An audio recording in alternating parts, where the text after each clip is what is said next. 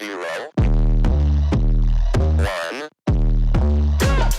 Let's get started. Hello and welcome to Beyond Top 10 Tennis. My name is Dr. Ashley Morgan-Burge and I'm your host. I'm the author of 12 books, a CEO of 13 years, and a elite performance coach of over 19 years, having worked with athletes throughout Europe, the United States to Australia.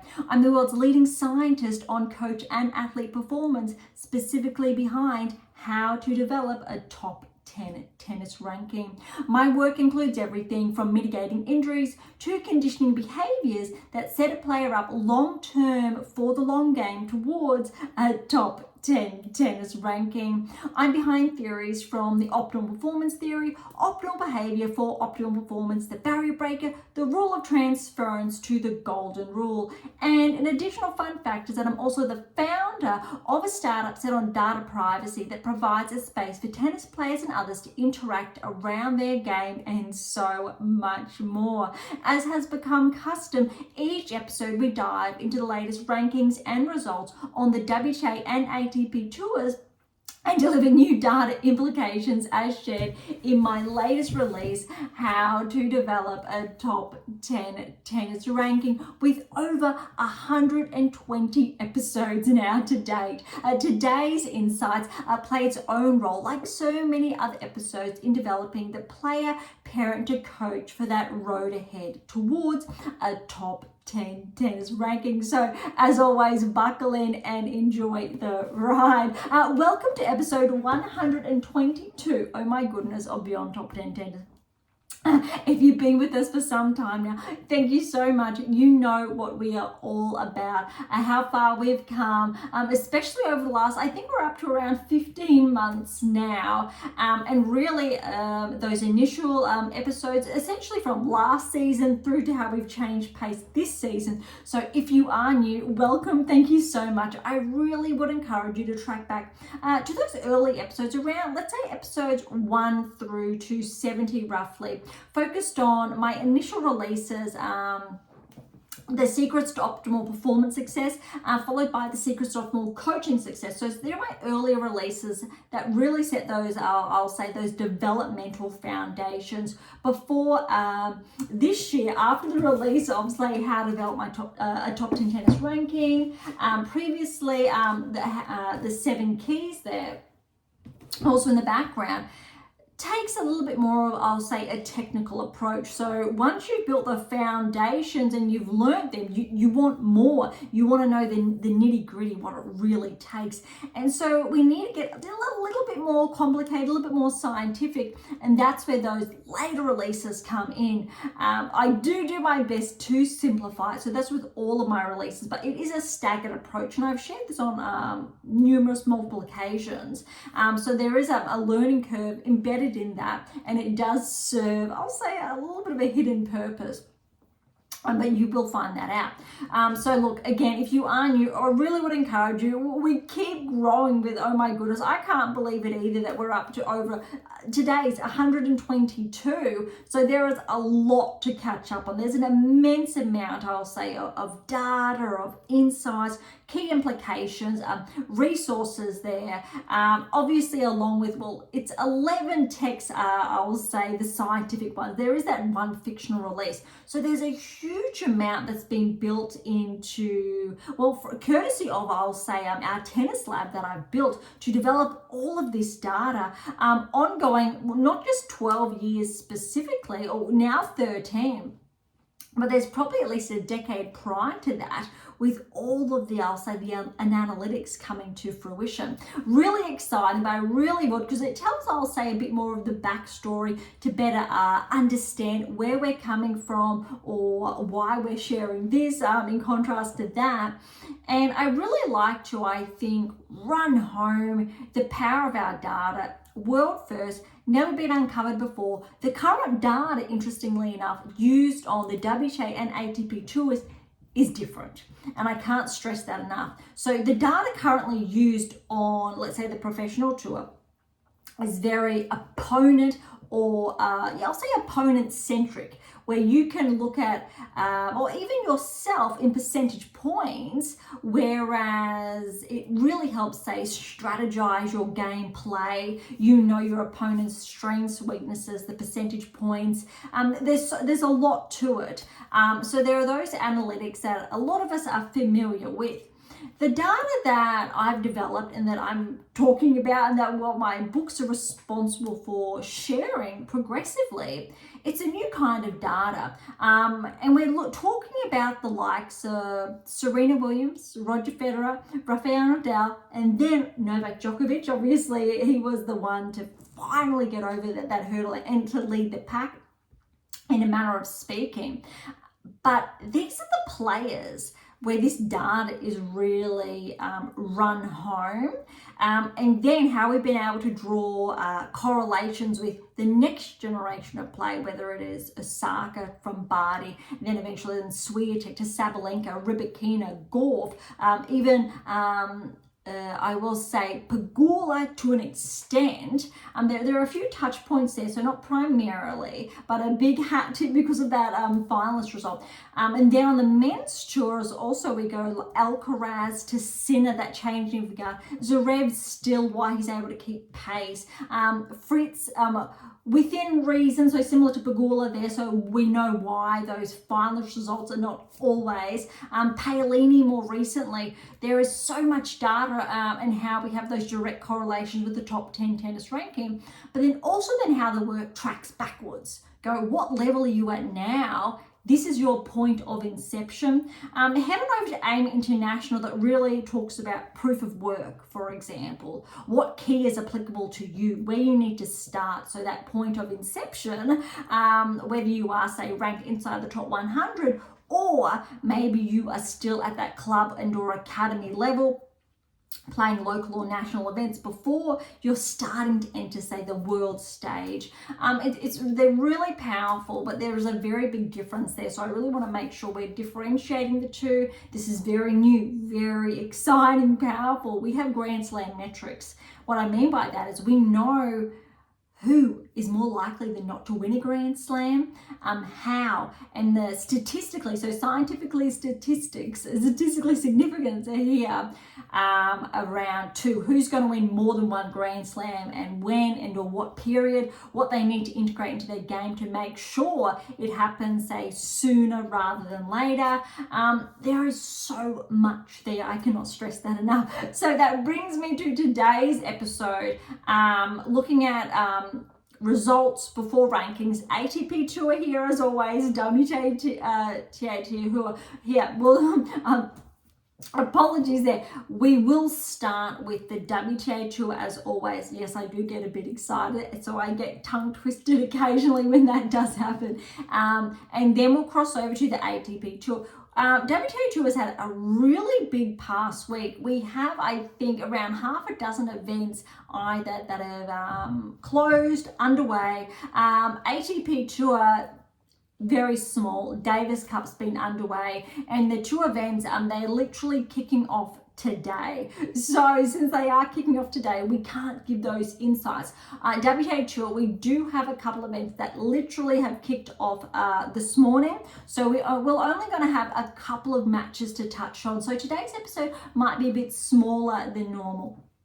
But we do have a lot of events from last week that kicked off on the WTA Tour to dive into, but we may spend a little bit more time today on the rankings and sharing those key progressions. However, again, because the limited number of events that have been underway, and also the most top 10 or let alone top 20 players have not been in action that much the past week, we won't have much to share until more likely the next fortnight, a little bit next week, and then more so when we get underway. Although there is a 500 underway on the WTA tour. Other events are primarily 250. We do have some smaller events we will have a little bit of a peek at today. All right, so let's get started. WTA tour, we are going to kick off with, I will endeavor to pronounce this correctly, event in Slovenia, the Ljubljana Open. So that one is in Ljubljana, Slovenia. I will just underscore this and include in the episode notes the event in Slovenia, because that was a very big tongue twister and I apologize for the mispronunciation. I am so incredibly positive that I have mispronounced that. So, okay, we did go through last week, round of 32, and we looked at the players underway. Noteworthy, for example, Paquet, number 1 seed, and she did go down in the first round. All right, so let's have a look at round of 16. So second round, a smaller event. Jones and Masenko. Jones with the win, 7-5, 6-1. Jimenez Kazatina over Paoletti, 7-5, 6-1. Beljek, the 4th seed, fell to Jimchuk, 4-3. Teichmann over Kudermetova, the 8th seed. So very good win there, 3-0. Seidel, the 5th seed, 3 sets win over Fida Bluda, 4-6, 6-3, 6-1. Danilovic, 3rd seed over Kraus, 2-2. Bran Akio over Soboleva, 7-6, 6-love. Parrizas Diaz, the 2nd seed, with a good win over Oz, love and 1. Noteworthy, before we head on over to the quarterfinals, you may not be familiar with a lot of these names. We do have a lot of, I'll say, those smaller events this week. So typically we're seeing players, let's say, ranked predominantly outside the top 80. There is a lot ranked outside the top 100. And typically, if you've been with us for some time now, you know that we don't essentially focus on players ranked outside the top 100. Sometimes we do, not very often. We wait for that initial threshold to be crossed. This week's a really good opportunity to share, let's say, these players that are starting to progress, because what's really important, and you've heard me share this, the best part of the last 4 to 6 months is Schneider. Schneider was one of those players ranked or playing those lower events. And look at her now, inside the top 20, and how we were saying she's tracking, and it was really exciting. Palin is another example. However, she was already ranked, let's say, inside the top 40 when she was making those inroads. But there are some other players, Sheriff, for example, making those inroads. Despite that ranking, it's yet to say really progress, where we want to see not rapid fire, but more consistent wins at the later end of events. But also players who are doing really well at this stage typically have the best chance of passing through not just the first round, the second round of the Grand Slams, maybe the 3rd round if they're lucky to start making waves. And then next season, we're looking at round of 16 and beyond. So we know round of 16 is that immense threshold. So I talk about in the What Is Your Game Missing series. So that's 3 books there. What is your game missing? What is your game missing now? And what is your game missing to win? And it really showcases players from round 16 onwards, their rate of success, but the key differentiators are why some do succeed and why others do not. Really important to note that, and why I guess this week's episode is a very good opportunity, I think, to share more around that. All right, quarterfinal stage, Jones over Jimenez Kazatina, 3-4. Teichmann, 3 sets win over Dimtuk, 5-7, 6-4, 7-6. And Danilovic over Seidel, 7-6, 6-3. Noteworthy, remember or recall, I have been sharing on multiple occasions, periodically, I'll say the best part of the last 4 to 6 months, Danilovic has been tracking very subtly because of her ranking outside the top 100, but she has been showing up. Really important, and this is a very good progression here. Parrizas Diaz over Brancacchio, 6-1, 7-5. There are a number of other players that have, let's say, been tracking very subtly, and I say that because they're, again, ranked outside the top 100 or haven't consistently been tracking. So it's important to, I think, differentiate the two there. But when we get enough wins, we're seeing why these players continue to show up over and over again. All right, our semi-final stage, Jones has fallen to Teichmann 2-6, 6-4, 6-1, and Dedalovic, the third seed, has fallen to the second seed, Parrizas Diaz. Parrizas Diaz has also been subtly tracking as well. 7-5, 6-4 was the win there. All right, and the finals we have is Teichmann. So Jill Teichmann from Switzerland, 7-6, 6-4 over Parrizas Diaz. Now, this is obviously a little bit surprising because Parrizas Diaz is the second seed. Very tight. That tiebreaker was 10-8. So it was very, very close. But what we will see in the rankings is Teichmann's obviously her progression, but we want to have a look at now if this is maintained in the weeks to come and into next season. Granted that we're in the last quarter of the season, which I don't know about you, but I can't believe how fast the season has unfolded. But this is really noteworthy and something to keep tabs on. Also, Teichmann's first title, I do believe, on tour, a very good kickstart. We have a lot of it first time finalist and titleist this week. All right, so that wraps up the Open in Slovenia. I will not try to pronounce the name once again. Slovenia Open, we will refer to it as. So well done to Teichmann. All right, this brings us over now to the Jasmin Open in Tunisia. We did touch on the round of 32 last week, so I really want to kick off now with the round of 16. Mertens, for perspective, was the first seed. She is in the round of 16. So Mertens, Lice faced off in the round of 16, or second round if you prefer. Lice with a very big upset here. 1-6, 6-2, 7-6. That tiebreak there was 7-4 or 10-4. That's very noteworthy. Very good performance from Lice. And that, I think, is a very good indicator of what's to come. All right, Somnes with a win over Minen, the 6th seed, 6-4, 1-6, 6-4. Parry, the 3rd seed, has fallen to Starobresta, 4-4. Kartal, good win over Hontama, 2-2. Bronzetti, the 7th seed, over Lee, 4-6. Miziaki has fallen to Ruzik, 3-1. Sorobes Tormo over Fettin, 3-5, 7-6, 3, 6-4. And then we've got Burul, the 2nd seed, has fallen to Sramkova, 7-6, 7-5. All right, quarterfinal stage, Lice is continuing her run. Good win over Sommes, 5-3. Stadabosiva has fallen to Kartal, 7-6, 6-2. Bronzetti, the 7th seed, good win over Ruzik, 2-1. Sorobes Tormo has fallen to Sramkova. So Sramkova with the win, 1-6, 7-6, 7-5, 7-5. That is a very close win there. All right, on to the semi-finals. Lice had to retire, unfortunately, over Kartal. Good, big week. However, a little bit concerning when we're seeing this. We see it earlier in the season. We saw a lot of it mid-season. When we're seeing it later half of the season, one, you could say understandable. When we're looking at players, let's say ranked outside the top 50, falling to this is obviously where the 8 keys come in. I've shared this over and over again. Obviously, 7 keys wrapped in here, but my latest release that came out just at the end of last year, the 8th key. So the subheading there is the power of the 8th key, with how to develop obviously at the top 10 tennis ranking. Really important to not only progress towards that top 10 tennis ranking, but you need to integrate the keys into your game, because they do, in fact, scientifically established with all the data there, of course, very important to share, mitigate injuries. Really, really important. And what we see when this does happen, we know the keys are not complete, but also it's really evident that a number of those keys are not integrated within a player's game, which obviously is reinforced by the ranking,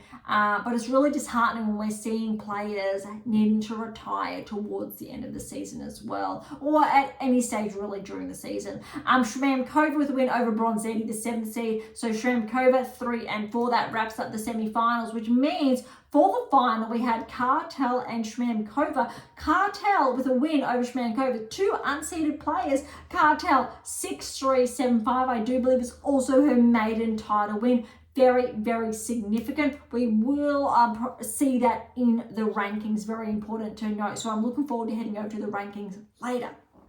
All right, next we have also the Guadalajara Open, so the event in Mexico. There was one the previous week, but this one is the following week. They were back to back. This one was the bigger event. Ostapenko was the #1 seed here. However, she did get a bye first round. Round of 16, we are up to Ostapenko faced Tasuk in the second round, and Stastuk with a very good win over Ostapenko. Big upset there in 3 sets, 6-3, 5-7, 7-6. That tiebreak was 1-2 love. Kruger has fallen to Frech. Now Frech is the 5th seed here. 3-6, 6-3, 6-1 to Frech. Garcia, the 4th seed over Shibahara, 7-6, 7-6, 3 and 5 respectively in those tie breaks. Boskova, the 6th seed with a good win over Stefanini, 2 and 1. Kudermetova, the 7th seed, has fallen to Osorio in 3, 7-6, 6-7, 7-5. Rakiamova has got a good win over Azarenka. However, unfortunately, Azarenka had to retire. 6-2. 3 love in that second set. Then Azarenka did retire. Really, I think disappointing. We do know Azarenka has had a big season in contrast because we're talking a top 20 player. But irrespective of your ranking, we know. I did write a piece about, let's say, Azarenka's progressions lately, but also in, let's say, conjunction with Djokovic. Similar age range. Obviously, Azarenka is younger, but when we're talking about players in their 30s, it's very important to note, for example, Azarenka, she's still around with multiple Grand Slams to her name. Granted, she's not inside the top 10, and sure, different levels with, obviously, I think Azarenka has around 2-3 Grand Slams from memory to her name, but she has multiple finals. But obviously we know Djokovic is a lot more than that. That said, longevity really is key and maintaining that. So we know Azarenka has the 7 keys. Probably at this stage, 5, 6 we're teetering on, and for her to progress back inside the top 10, she needs that 8th key more firmly solidified in her game. All right, Trevisan over Zarazua, 4-3 to Trevisan there. Gadecki, huge upset win over Collins, the 2nd seed, 3-3. Gadecki actually is from the southeast. I am based on the Gold Coast in Australia, and I do believe Gadecki is also based here, Gold Coast, Australia. However, we're not as small as some may think. So I do believe she trains in the southeast. She has been making inroads, has been ranked inside the top 200 for roughly, I'll say, the best part of the last 1 to 2 seasons. And she has steadily been tracking, but this is a very significant breakthrough. She's been ranked outside the top 100, 150, has been getting closer, 140, 130. Haven't been tracking Gadecki as much because of those results as consistent when I've just touched on top 100 and beyond. Collins, although we know she's not playing at her peak after the US Open, that was surprising. She's at the tail end. She's only got a couple more tournaments left, I think, of her career. However, there is a surprise in store later for the rankings for Collins. Ironically speaking, that she's lost first round, but very good win nonetheless for Gadecki here. Very, very impressive. Okay, on to the quarterfinals now. Frech with a very good win over Starasuik, who we've obviously just touched on, a 4-3 win to Frech. Garcia with a win over Boskova, so 4th and 6th seed respectively. However, it was a walkover there for Garcia. Osorio over Rakimova, 7-6, 6-2, and Gadecki is keeping that going with a good win over Trevisan, 6-2, 3-6, 6-1. Now, keep in mind, Gadecki is, I think at this stage, the lowest ranked player in the draw, or let alone the quarterfinals. She was not expected to get past the first round where she upset Stevens. Huge win. Then she's had a huge win over Collins, huge. And granted, Trevisan's not ranked inside the top 30. She has still been showing up this season, not quite tracking, but still has been showing up, which is very important. So a very, very good win in 3 over Trevisan. Really needs to be, I think, highlighted there. All right, our semi-final stage, Frech, huge win over Garcia, former top 10 player. Obviously, we know Garcia. I do believe she's still inside the top 30. Hasn't had the best season, but still a very good player. Frech, however, noteworthy, has been tracking. 7-6, 7-5 win to Frech. Very, very exciting. And how's this? Gadecki over Osorio, 2 and 3. Now, Osorio has been tracking more so in contrast to Gadecki this season.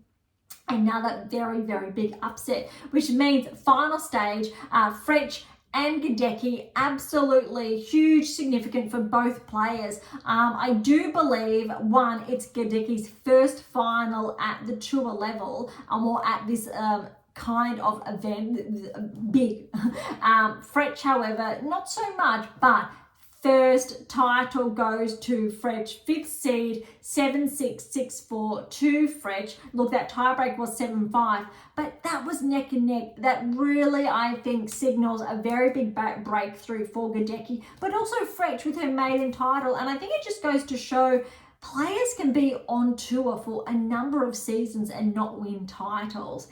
Frech has finally got that breakthrough, which is really, really exciting, equal parts rewarding. Well done, ladies. All right, on to now the Tiriac Open in Romania. Again, last week we did touch on the round of 32. So we will kick off the round of 16. Kartal is the number 1 seed to put things into perspective. So second round, round of 16 with a win over George, 1 and 3. Papman Chael has fallen to von Deichmann, 2-6, 6-1, 6-2. Bagoo's the 3rd seed. She fell to Tig in the round of 16, 3 and 4. Koa Vermaan's got a win over Todoni, the 5th seed. However, that was a walkover. Ben Toyne over Riser, 4 and 5.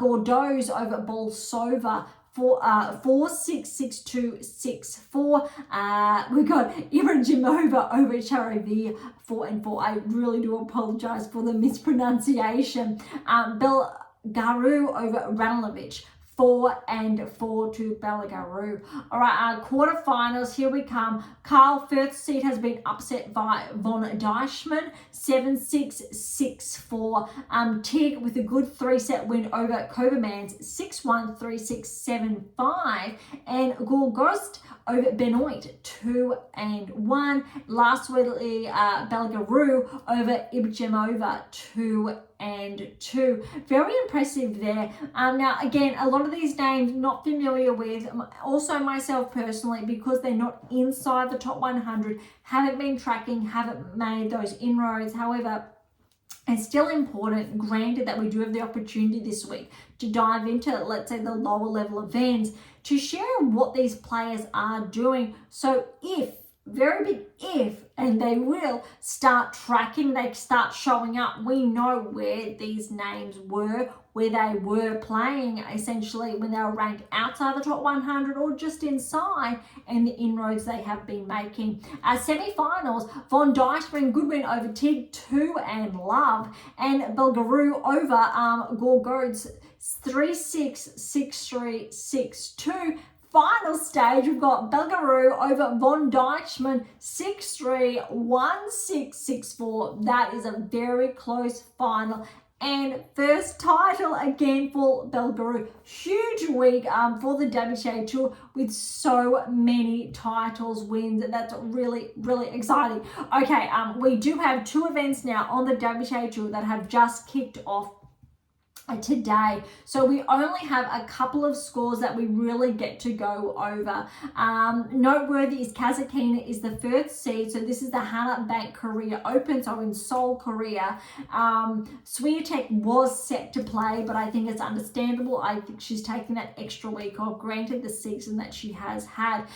First round, we've got Baptiste upsetting Stevens, 7-6, 6-2. Stevens has had, I'll say, a little bit of a topsy-turvy year. Granted, I think we know she's got that Grand Slam to her name. I think she was more closely towards the top 30 beginning of the year, has slightly been regressing in the rankings, but still has been maintaining that ranking inside the top 50. But well done to Batiste. She will place Kazatkina in the second round, round of 16. All right, as we speak, Stearns and Raducanu are playing. Raducanu's leading 6-5. However, a short time ago, when I did take a sneak peek, Raducanu was leading 4-1 and looked like the first set was going to be done and dusted. However, Raducanu is serving at this stage for the first set over Stearns. It looks like it might be a little bit more tighter than anticipated. All right, Roos with an E has fallen to Yuan, the 8th seed, first round. So 4-6, 6-2, 6-2 to Yuan. Yuan will play the winner of Raducanu or Stearns. It'll be very interesting to see how that match does play out. Schneider has a bye first round, so just to give you perspective of the rankings. However, we know Schneider is ranked inside the top 20 now. I think she is on a new rankings high this week for around 16 in the world, which is very significant. I can't stress that enough. Okay, Zhao over back first round 4-1. Watson came through qualifying, good first round win over Liu 4-4. Rus no E. Kostyuk with a good win. So Kostyuk is the 5th seed here. Win over Rus first round 3-1. Kostyuk will play Watson in the second round. Alexandrova is the 7th seed. Very good win over Lepchenko. Tight 7-5, 3-6, and then third set 6-love there. Kudermetova, good win over Hon. 5-4. Now we have matches still need to be played, which is Tomljanovic and Zhang need to face off, and the winner of that will play Haddad Mahir, the 3rd seed. Anisimova and Putintseva. So Putintseva is the 6th seed. A little bit of, I think, I'll say, media attention, US Open. She did apologize. Anisimova, however, Putintseva was probably the favorite here, granted their 6th season. Anisimova with a very good win here, 6-3, 7-6, 7-5 in that tiebreak. Tomova over Maria, 6-2, 1-6, 6-love. Kudermetova over Zhang, 4-3. Kudermetova will play Sampson over the 2nd seed in the second round. Okay, so the only really first round match is the one that's still underway, and that's Raducanu and Stearns. It's juice. 6-5 to Raducanu, neck and neck. Okay, that brings us now to the Thailand Open. We do have a number of first round matches that have been completed, but not all of these matches. A little bit low. I believe the Thailand Open is a 250 event. Korea is a 500. To put things into perspective, round 32, Yastremska is the 1st seed. I think Yastremska at this stage is just ranked outside the top 30. She was almost over that cusp inside, but she's relatively been just outside the top 30 for most of the season. She did have that breakthrough run in Australia at the Australian Open. I do believe she made the quarterfinals thereabouts. All right, Yastremska is currently, this match is, I believe, underway as we speak. Or, yes, it is 3-4 at this stage to Yastremska. It looks like potentially play has been put on hold. I'm not too sure why that is the case. Just double checking for you. But yeah, 3-4 to Hontama is leading. All right, Taradui over Naklo. Again, first round, love and 1 Taradui. Gayo over Wei, 3-2. Yuchijima is the 7th seed. She's been upset first round over Hatono, 1-1. Wang is the 3rd seed. She will play Sheriff first round. Masarova and Bondar are currently playing. Bondar's leading 5-3. Parks and Seidman. Seidman with a very good win over Parks here, 4-3. Wang is the 5th seed. Good win over Gulbik, 5-1. Gracheva is the 8th seed. Good win over Preston, 1-4. Zheng over Fet, 3-1. Not to be confused with top 10 Zheng, Quinwan Zheng. Sua and Kale and Sramkova need to play first round. Surenko and Lynette need to play first round. Lynette is the 4th seed here. Volnets is the 6th seed. She got a win over Torsen first round, 7-6, 4-6, 6-3. Zidansek over Pozarova, 2-6, 6-3, 6-1. Podoroska over Laskutova, 1-love. and Tiriac is the second seed with a first round win over Romania 5-1. So a couple of those names are more familiar than others. Predominantly most of these players we have touched on are currently ranked inside the top 100, in contrast to, let's say, the earlier events that came to a close last week that we have touched on, just to give perspective. But Sramkova is the second seed. Podoroska has been tracking this season. Volnyets has been, I'll say subtly. Lynette, good to see her in action. She should progress through to, I would say, the quarterfinals if she does continue to track. Again, good win for Gracheva. Let's see if she can progress a little bit further. Seidman, though, I'm not going to be surprised if she does progress quite, I'll say, far. However, she's not seeded and she does play Wang, the fifth seed, next. Sheriff as well has been having a good season, although she's up against the third seed Wang in the first round. But Yastremska will be interesting to see if she does pull through the first round and see if the number one seed can progress through to the finals. We have not been seeing too much of that lately. All right, that really wraps up the WTA Tour and all of the results really that have unfolded over the past week. And just, I think, to touch base, Stearns Raducanu, it's actually now in a tiebreak. Stearns has come back with some fire. Stearns is currently leading 1-love.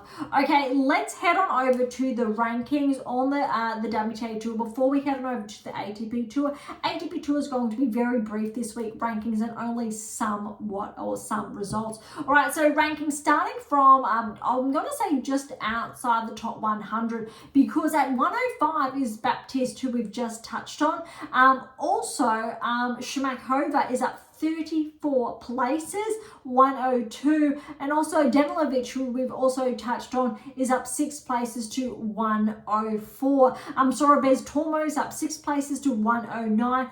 Lice is up 14 places to 112, and all Stadabestiva is up 12 places to 118. So just to cut that off at the 120 mark, to ensure we don't get too carried away. But that's noteworthy to know that there's a number of players that we've touched on this week just ranked outside the top 100. All right, inside the top 100, Shmidlova is 100. She's regressed 2 places. Remember, Shmidlova is the she played Swiatek at the Olympics for the bronze medal. Obviously, Swiatek came away with that win, but Shmidlova was, let's say, that surprise packet, but no points there. So unfortunately, her ranking has been taking a slide. Kartal up 55 points. That is huge. Very, very significant. We obviously know why, and we've just touched on the incredible week that she has had with her maiden title over Sramkova at the Jasmin Open, just checking those ones there. So really impressive, and she's just 22 years of age from Great Britain. All right, Bogdan's back to 95. Sheriff is just back 193. Irani's back 15 to 91. Kennenis has taken a really big hit, 36-point regression to 90 now in the world. Gadecki, huge, absolute huge week, making the finals. She's up 64 points to 88 in the world. Not only has she cracked the top 100, new time ranking high. She's the 22-year-old local, I will call her. All right, Trevisan, she's up 12 to 87 in the world. Parrizas Diaz is up 11 to 83 in the world. Kartal, remember, number 1 seed in another event this week. She's 81 in the world, just to put the rankings into perspective. All right, Osaka, she's just back 1 at 76 in the world. Bronzetti, 11-point progression, 75. Podoroska's back 3, 74. Rakimova, she's up 16 points, very significant there, to 73 in the world. Wozniacki's up 1, 72. Dart is back 1, 71. Raducanu's up 2 to 70 in the world. Let's see how much that changes depending on her performance this week. All right, I'm looking for bigger jumps now as we edge closer towards the top 50. Osorio, she's up 19 places, very significant. She did make that finals this week. 19-point progression there to 61 in the world. Just going to double check there how far Osorio did make it, because that's a very, very, I think, significant performance. And there have been a number of events that we have touched on over essentially that have unfolded the past week. And yes, so she did fall to Gadecki in the semi-finals, but that just goes to show how well Osorio played, because it also was unexpected.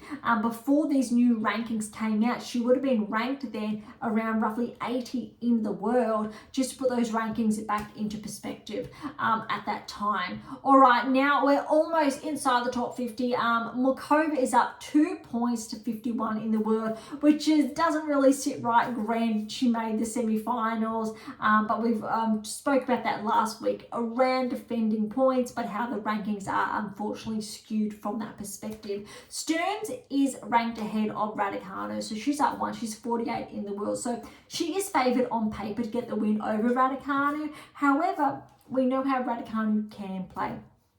Anisimova steady at 46. All right, Bouzkova's up 41 in the world. A few regressions before we hit, I will say, the top 30. However, Yastremska, she's back 135 in the world. Vondrasova's back 134 in the world. And it was only a short time ago, she was obviously ranked inside the top 10 a few weeks back.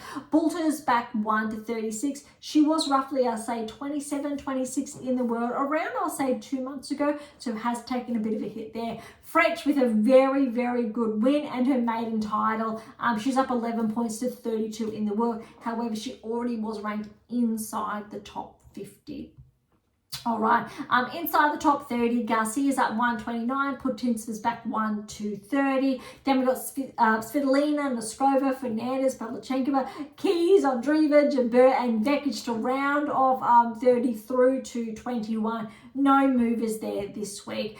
Through to the top 20, towards the top 10, the only movers really is Haddad Meghir back 1 to 17, and Schneider has progressed 1 to 16 in the world, which really is a new rankings high for her. All right, when we're looking at the top 10, interestingly, Krejcikova, my apologies, is back 1 to 11 in the world. So she has been bumped outside the top 10, and that really underscores the 2%.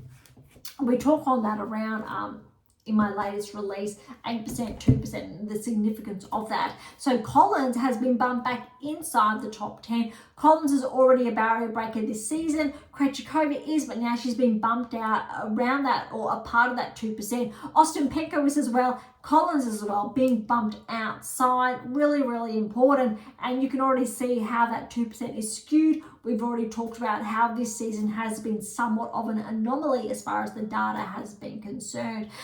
Interestingly, Sakari's up 1 spot to 9 in the world. All the others are the same.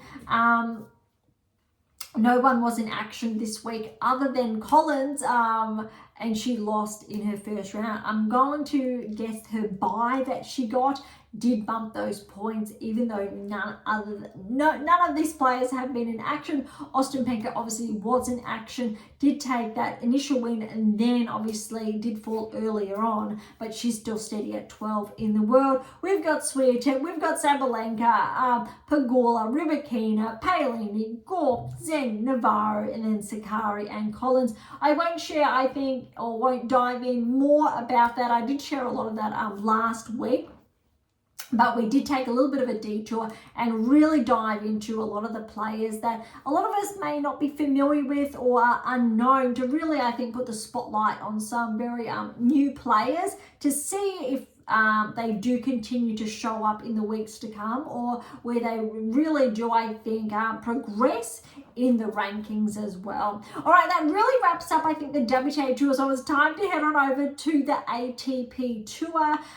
Before we do that, I am going to give you an update on the Raducanu and Stearns match. Raducanu has taken the first set 7-6, and it did go 7-4 to Raducanu in the tiebreak. Okay, so that does wrap that up.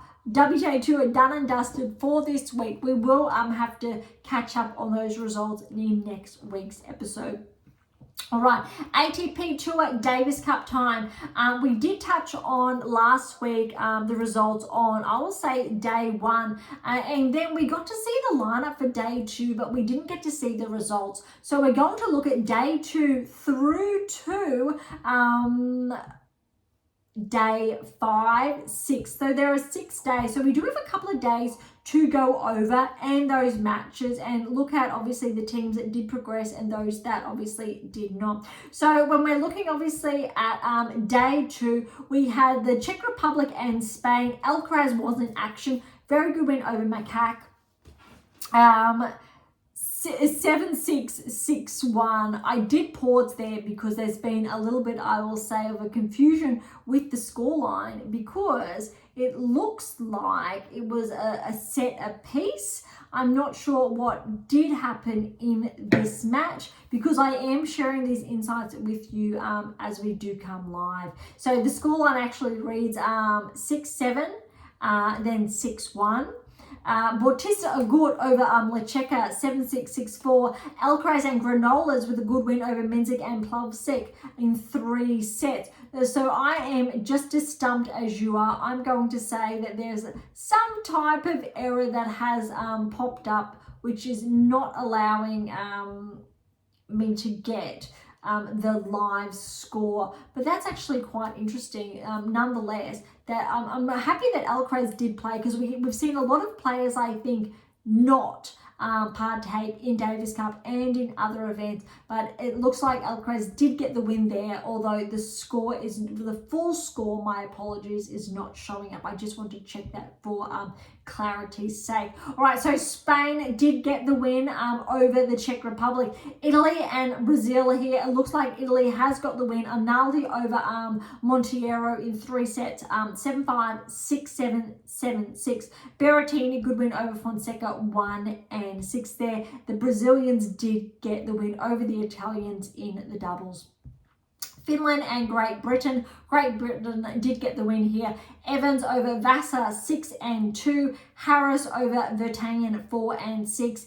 And the Finns did get the win over the Brits in the doubles.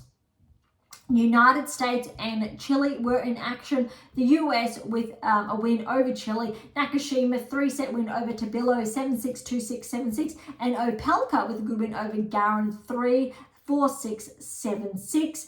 And Krajcek and Ram 3 sets win over Barrios Vera and Soto. Well done there to the States. All right, that wraps up day 2 action. A little bit of a, I'll say, confusion there, a bit of a tongue twister. Now we are up to day 3. All right, so we've got Canada and Finland in action on day 3. So Ogor Elisame over Vertanen 2-3. Shapovalov over Vassar 7-6, 6-2. And the Canadians over the Finns in the doubles in straight sets. All right, we've got the Dutch over Brazil here. Fonseca with a good win over Van der Zandt Schulp, 4-6. Then Greek and Sport with a good win over Monteiro, 6-4. Then the Dutch did get the win in the doubles over the Brazilian team. Next we've got Chile and Germany. Germany taking the 3-0 win over Chile. Halfman straight sets over Tabilo. Martiez straight sets over Barrios Vera. And the Germans did get the win over Chile in the doubles. Australia and Czech Republic. Australia did get a clean sweep here, 3-0. Tokanakis over Menzik. That was a surprise. So very good performance from Tanasi. 6-2, 6-7, 6-3. Poprin over Macaque, although that's one love. Looks like Macaque did have to retire. Ebden and Purcell with the win over Menzik and Pavlic in the doubles. That wraps up. I am going quickly because there are a lot of matches here through the Davis Cup. A couple more days to progress through, because if you recall last week's episode, we did get stumped on day 1, and I was very curious where the rest of the days were, but it looked like it was just underway and just got in action essentially. All right, day 3 action is now due. We've got Canada and Finland now. We've just touched on that. So we've just touched on day 3. My apologies. We did day 1 last week. We've done day 2 now and day 3. We've covered a lot of events on the WTA tour. I will do my best to stick with you. But for those of you who are looking at, I'll say, the live video feed, you can see me. You can see we're having a lot of fun while we're doing this. Okay, so the matches on day 4, we've got France and Spain. Spain with the win, 2-1. Alcaraz is in action over Humbert. Great to see him in action, 3-3. Bautista, a good win over Fils. That is a surprise one there, 2-6, 7-5, 6-3 as far as rankings are concerned. The French team did get the win over Spain in the doubles. Look at this scoreline, 7-6, 6-7, 10-8. And for perspective, that first set tiebreak was 9-7. Second set tiebreak was 12-8. Third set 10-8. That's as close as I think you're going to get. That's ridiculous and amazing in equal parts. So well done, I think, for both pairs, the French pair and the Spanish pair, but that's very exciting. I think that's what Davis Cup's all about. All right, Italy 2-1 over Belgium. Bergs over Caboli, 6-3, 6-7, 6-love. Would be great to see Sinner playing. Although we've got Berrettini in action here over Block, 3-6, 6-2, 7-5. Really good win for Berrettini. And the Italians got the win over Belgium in the doubles. All right, Great Britain over Argentina. No, Argentina 2-1 over Great Britain. Saralundo over Draper. That's a very good win for Saralundo. Granted, Draper's huge performance at the US Open, but 7-6, 7-5, neck and neck. Echeverry over Evans. Very good win for Echeverry. Echeverry would have been favoured here, 2-5. However, the Brits did get the win over Argentina in the doubles, 3-5. Last one, I think, for this round, for day 4, we've got the States over Slovak Republic. States with a 3-0 win. McDonald over Klein, 4-3. Nakashima over Kovalik, 3-3. And the US doubles pairing over Slovak Republic pair in 3 sets. However, very tight, 6-7, 7-6, 10-1. Another neck and neck. US pair, Kracek and Ram. The Slovak pair were Gomez and Klein. Well done, both teams, neck and neck. Again, what Davis Cup is all about. All right, we are up to now. That was finishing on day 4. We do have day 5 and 6 to come. So Finland, Argentina playing off. So Argentina got a clean scalp here. Saralundo, Vatinen, 6-7, 6-1, 6-love. So very tight first set. Then Saralundo ran away with it. Echeverry over Vasa, 6-3. And then the Argentinians got the doubles win over the Finns in 3 sets there. Well done there to Argentina. All right, Czech Republic and France. So Phil's very good win over Lecheka, 7-6, 7-5, 6-4. Menzik over Rindenek, 2-6, 6-3, 7-5. And we've got the French over the Czech in the doubles, 7-6, 7-5. Belgium and Brazil, Fonseca over Collignon in 3 sets. Montero over Bergs in 3 sets. And then we've got the Belgium team over Brazil in 3 sets in the doubles. Brazil has won that tie 2-1. The States and Germany, so 2-1 there. Nakashima got the straight sets win over Martia. Opelka, 3 sets win over Squire, and then the Germans did get the win over the States, 6-1, 7-6, very, very clean there, but the win does go to the States. All right, that does wrap up day 5 action for the Davis Cup, which means we do have day 6 left, which is very exciting. All right, and this really wraps up. Obviously, we know who are in the finals that are set, I believe, in, I want to say December, could be November. All right, so we've got Slovak Republic and Chile. Chile has got that win just 2-1. Garin over Gombos, 2-6, 6-1, 6-2. Kovalik over Tabilo, 6-4, 6-7, 6-1. The Chileans did get the win over Slovak Republic in the doubles there in 3 sets, 6-4, 6-7, 7-6. Great to see how close a lot of these doubles are. All right, Australia and Spain. Unfortunately, the Aussies did fall to Spain. And obviously, I say unfortunately because we are based in Australia. Carino Busta got a very good win over Thompson. Very tight, though. 2-6, 6-2, 7-6. That tie break there, we will say 10-3. Poprin, very good win over Martinez, 4-4. Granolas and Martinez in the doubles, very good win over Ebden Purcell. That's the very big surprise packet. 5-7, 6-4, 6-4. Noteworthy Alcaraz has been rested, but well done to the Spanish team because they did pull through with a very good win there. All right, Italy and the Netherlands. Italy did get their win over the Dutch. Berrettini has been playing strong all Davis Cup. 3 sets win over Van der Zandschulp, 3-6, 4-4. Kaboli over Griekenspor, 7-6, 4-6, 6-3. And then we've got the Dutch did win the doubles over Bioli over and Vasori. The Dutch pairing were Koolhof and Van der Zandschulp, 7-6, 7-5. Last team to touch on is the Brits, or are the Brits, and Canada. Canada with a 2-1 win for the tie. Agor Olisame over Draper. That is a very, very big win for Felix. However, Felix is ranked, I believe, ahead of Jack in the rankings just ever so slightly. But look at this, 7-6, 7-5, 10-8 in that first set tiebreaker. It's huge. That's really promising. Shapovalov over Evans, 6-love, 7-5. Really goes to show that Draper's, I think, performance at the US Open wasn't that surprising. And also Shapovalov over Evans. We know Shapovalov is a former top 10 player, and I do believe this week he has broken back into the top 100, or last week, and he is continuing that. And the doubles, the Brits did get the doubles. Patton and Skupski, 7-5, 6-4 over Diallo and Galanu for the doubles pairing. All right, a lot of that was a tongue twister. I apologize. We did have that little overlap there of those days, but we did catch it just in time.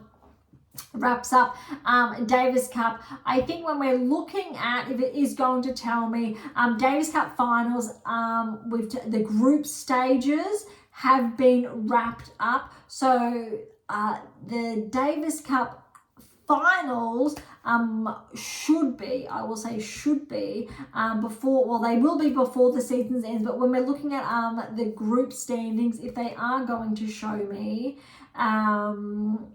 they're not going to show me, so I'm not going to share further insights from that. When they do come up, we will touch on that. I do believe we do have, not underway this week, but the following week we will have Labour Cup, so that is another teams event. Obviously no points are on the table there. All right, the events this week on the ATP Tour, none of them are underway. They are literally getting underway tomorrow, so depending on when you do tune into this week's episode. But we do have the Chengdu Open in China that is kicking off, and Mazzetti is the #1 seed. We will go over first round pairings. Conovan O'Connell, obviously Mazzetti with that bye first round. So and Sang. Manarino is the 5th seed. Jarry's the 3rd seed. Walton and Klein first round. Kovacic will play a qualifier. Sanigo is the 6th seed and he'll play Daniel. Mapesh Perikat is the 7th seed. Will play Sun. And Wide Halfman will play a qualifier. Vukic and Korik first round. Martinez with a bye, 4th seed. Suflin is the 8th seed. He will play Fognini first round. Nishikori is in action and he will play Shang first round. Muller and a qualifier. And Bublik is the 2nd seed by first round. All right, so it'll be interesting to see who's in action if Mazzetti does track through to the finals or not. See if he continues progressing for the rest of the season. It'll be a very good indicator, but that is the Chengdu Open in China. We will touch back to that and wrap that up in next week's episode when obviously we have all of the results on hand. All right, the other event on the ATP Tour this week that is kicking off tomorrow is the Hangzhou Open, another event in China. Rune is the #1 seed here. So we'll quickly go over a couple of the pairings. Nagal will play a qualifier. Silic does have a wild card here. Great to see Silic playing some of these events. So Silic and Shibata. Nishioka, the 8th seed, will play Martier. Nakashima is the 4th seed with a bye. Wu will play a qualifier. Drumer and Rinka Hijata. Nadi will play the 7th seed, Marazan. Zhang is the 6th seed. He will play a qualifier. Bellucci and Karatsev. Karabalas Baina will play Mute. Chevry's the 3rd seed by first round. Darderi's the 5th seed, will play Kukushkin. Shevchenko will play a qualifier. Bu and Gaston. And Kakanakov is the 2nd seed. Okay, that wraps up really the ATP Tour this week. They don't have any tournaments underway. They do kick off, well, tomorrow essentially. So let's head on over to the rankings. We won't see too much movement, granted that the Davis Cup has been underway, but let's have a look, obviously, at the top 100 that we will focus on. All right, Komsan is 100. He's had a 9-point regression. Not too sure why, but obviously there have been some smaller events in between or across the past week where points, I will say, have not been defended.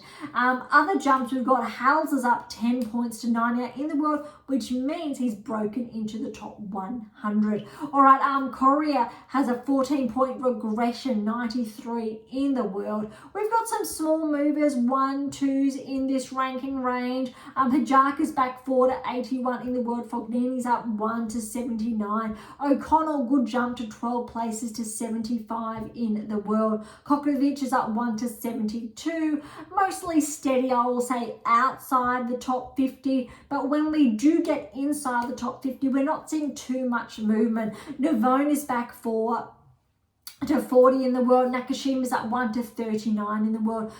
Greek and Spore, Leonard Strum are both at 1, 38 and 37 respectively, and so is Lecheka's up to 36 in the world. Most players outside the top 30 have really stayed the same predominantly, aside from those big jumps, which isn't well, it's not expected due to the smaller schedule on the ATP Tour across essentially the past fortnight.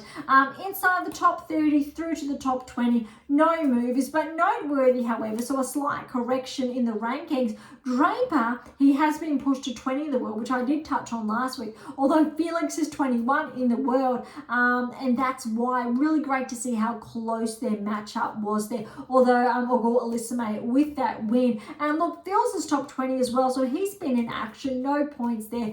Jarry's been in action, 28 in the world, and Thompson's 29 in the world. So it's great to see a handful, I'll say, of top 30 players in action. Some top 10, some top 20, but really good to see. Obviously Humbert, for example, and obviously Alcaraz too. All right, inside the top 20, literally no movement over the past week, no movement when we're looking at the top 10. But look, Sinner Zverev is holding on to the #2 in the world. There's roughly, I will say, less than 100 points separating Alcaraz and Zverev, although none of these players are in action through China this week in either event. So we're not going to see too much movement when we're looking at the top 10 with none of these players essentially in action. We do obviously have players outside the top 10 that are in action over the past week. Rune, for example, and Mazzetti are in action. So I think it's going to be really interesting to see, I think, who progresses and how they are falling. Obviously, Mazzetti is 19 and Rune 14 in the world, respectively. And I'm really looking forward to the bigger events getting underway in the weeks coming to see really what's going to be impacting the rankings, especially when we're looking at wrapping up the seasons. The season, which is essentially going to happen over the next, I will say, 8 to 9 weeks, because we don't have too much of a downtime. But when we're looking at, we have half of September left, and really October and then November, though some players do take off. We know Jabeur, for example, WTA Tour has called her season early due to a shoulder injury. When we're looking, I think, at ATP Tour. Not too sure if Djokovic is going to be in action for the rest of the season. We know Hurkacz has slightly been out, so it's going to be interesting to see, I think, who's in form, who's going to take the season off early to kickstart, I think, their off season, and really see how the rankings do fall. All right, that wraps up today's episode. It actually went a little bit longer than anticipated, but thank you so much for listening. To grab your copy of my new release, How to Develop a Top 10 Tennis Ranking, or the 7 Keys, or any of those other texts, head on over to AM8 International or Amazon, irrespective of where you're based in the world. I am hoping there is another text there come the end of the season or thereabouts, but I will keep you up to date.